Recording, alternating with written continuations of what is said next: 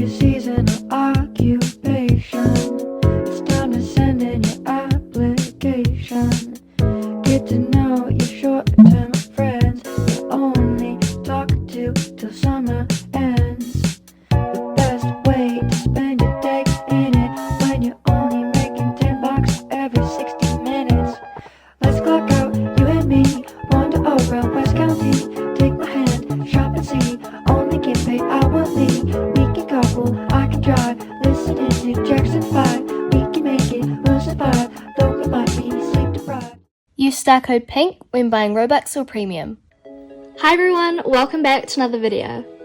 In today's video, I'm going to be showing you how I made my current YouTube channel intro. Specifically, how I got all the clothes to change on the computer screen because so many of you wanted to know how that was done. I'm going to start by opening Roblox Studio and exporting all the room models, characters, and props that I want. For this tutorial, I won't be using the exact concept that I used in my intro, but it will be roughly the same with the same steps involved. For example, in my other intro, I used a computer, but for this tutorial, I'll be using an iPad. This is also an advanced tutorial, so if you are a beginner, please watch my beginner tutorial linked in the description of this video. Now I'm going to open Blender, and open my Roblox rig.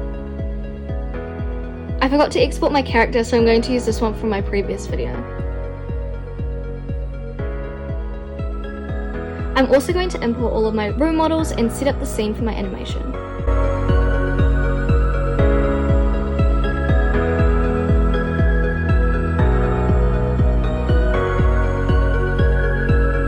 Since I'm using an iPad as the prop that will have changing screens, I need to make sure I import that.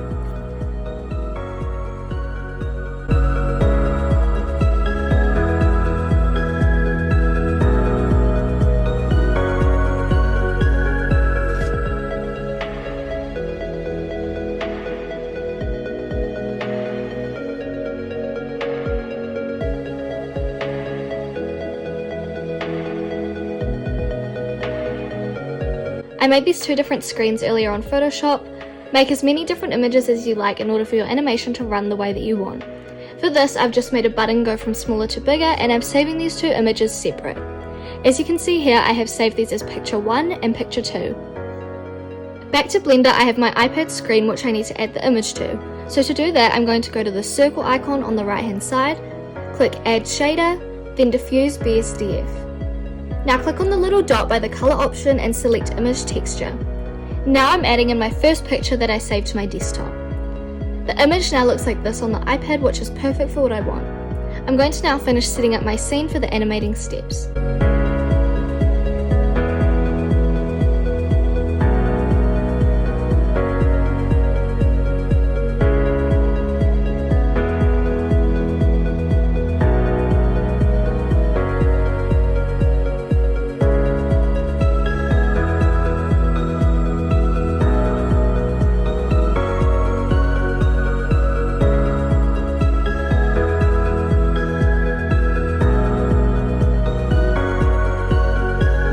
My scene is all ready to go, so it's time to animate. I'm going to start by adding my camera and choosing its placements along the timeline by clicking I on my keyboard, then adding a lock rot scale. This is going to set the animation in place. Once again, this is just a brief way of showing you how I made my intro, but the full in-depth animating tutorial will be in my description for beginners. Once again, this is just a brief way of showing you, but the full in-depth animating tutorial will be in my description for beginners. I'm basically just continuing to add lock rot scales to animate all of my characters' body parts.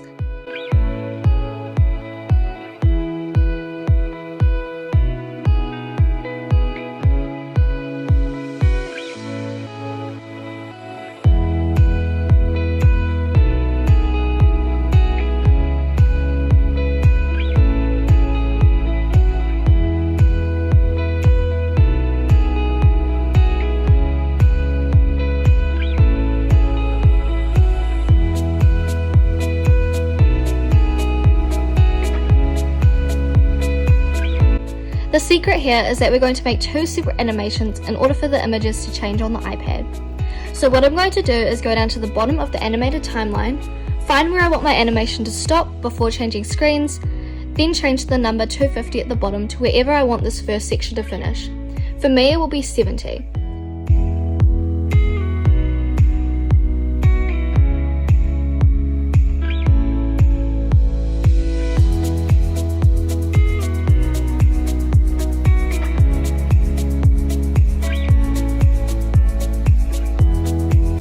testing my animation by running it and adding some lighting, I'm going to render it.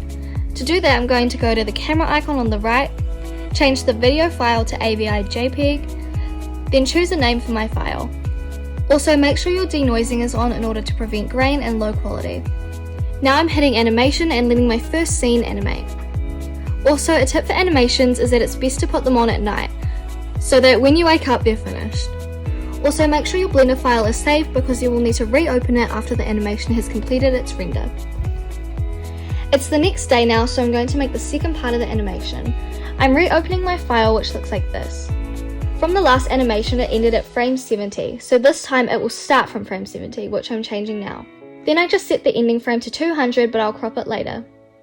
To change your screen, go back to the circle icon and open your second file. Mine is picture 2. I'm now going to finish off my animation. For this, I decided to make her hand click the iPad screen so it looks like the button is getting bigger as if she's tapping it.